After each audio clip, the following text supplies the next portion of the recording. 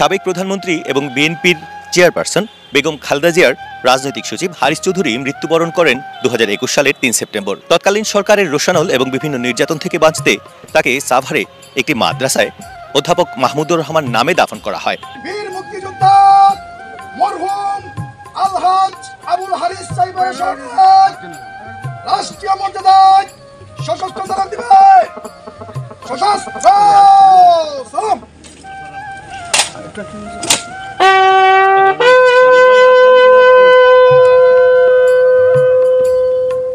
এরপর তার কন্যা ব্যারিস্টার সামিরা চৌধুরী একটি রিট করেন হাইকোর্টে। হাইকোর্টের নির্দেশে পরবর্তীতে সংশ্লিষ্ট কর্মকর্তাদের উপস্থিতিতে কবর থেকে পুনরায় তার লাশ উত্তোলন করা হয়।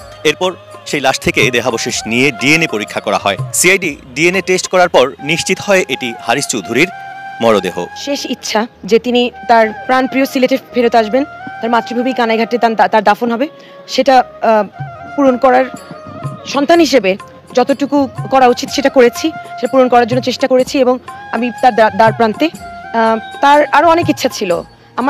এটা আমার জন্য একটা শুরু বলতে পারি। হ্যাঁ, তো তার বাকি ইচ্ছেগুলো পূরণ করাও সন্তান হিসেবে আমার দায়িত্বের মধ্যে পড়ে। তার ওয়াসিয়তগুলো পূরণ করা আমার উপর ফরজ, যে কোনো সন্তানের উপরে সেটা ফরজ। আমি শুধু সেটাই করছি এবং সব সন্তানেরই তাই করা উচিত। আমার আব্বু নেই আজকে, আমার আব্বুর থাকার কথা ছিল। হয়তোবা দেশের ওই বই পরিস্থিতি না হলে আমার আব্বু আরও বাঁচতেন। মানসিক প্রেশার, শারীরিকভাবে যে অসুস্থতা, সব কিছুর মধ্যে দিয়ে এভাবে 15টা বছর হারমিটের মতো লাইফ লিড করা, that kind of led to his breakdown of his health to, and it has contributed to breaking down of his of his heart and of his health and everything. So এটা contribute করেছে, তার মৃত্যুকে ত্বরান্বিত করেছে। আল্লাহর হুকুমেই তার মৃত্যু, কিন্তু এভাবে না হলেও হতে পারতো। সেজন্য আমি আল্লাহর কাছে কৃতজ্ঞ, শুধু এটুকু বলতে পারি। বাধা সৃষ্টি হচ্ছে সেরকম, আবার বাধা থেকে উত্তরণের জন্যই আবার সেরকম আন্তরিকতাও পাচ্ছি। সো এখানে কোনো কমপ্লেন করার নেই। যারা আন্তরিকতার সাথে এগিয়ে এসেছেন প্রশাসন এবং পুলিশ প্রশাসনের, তাদের কাছে আমি অশেষ কৃতজ্ঞ। এবং তারা এটা যেরকম এই ঘটনা এটা হতো না তাদের সাহায্য ছাড়া, সেরকম যারা এটার মধ্যে বাধা সৃষ্টি করেছেন তারা প্রশাসনেরই লোক, পুলিশ প্রশাসনেরই লোক। এবং একই সাথে এখন কিন্তু অবশেষে যারা ন্যায়ের পক্ষে তাদের জয় হচ্ছে, এবং আমি এটুকু পর্যন্ত এসে পৌঁছেছি।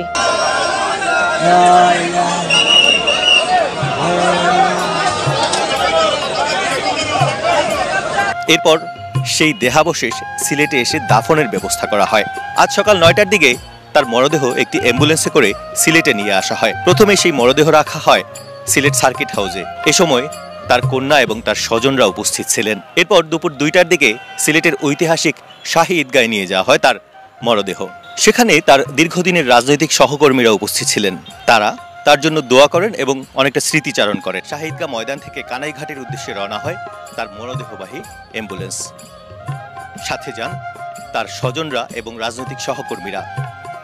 কানাইঘাটে সড়কে বাজারের পাশে একটি এতিমখানায় তার প্রতিষ্ঠিত মেমোরিয়াল ট্রাস্টের মাদ্রাসার সামনে তাকে চিরনিদ্রায় শায়িত করা হয়।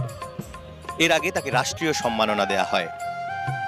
সেখানেও ভিড় করেন স্থানীয় লোকজন এবং আশেপাশের গণ্যমান্য ব্যক্তিবর্গ।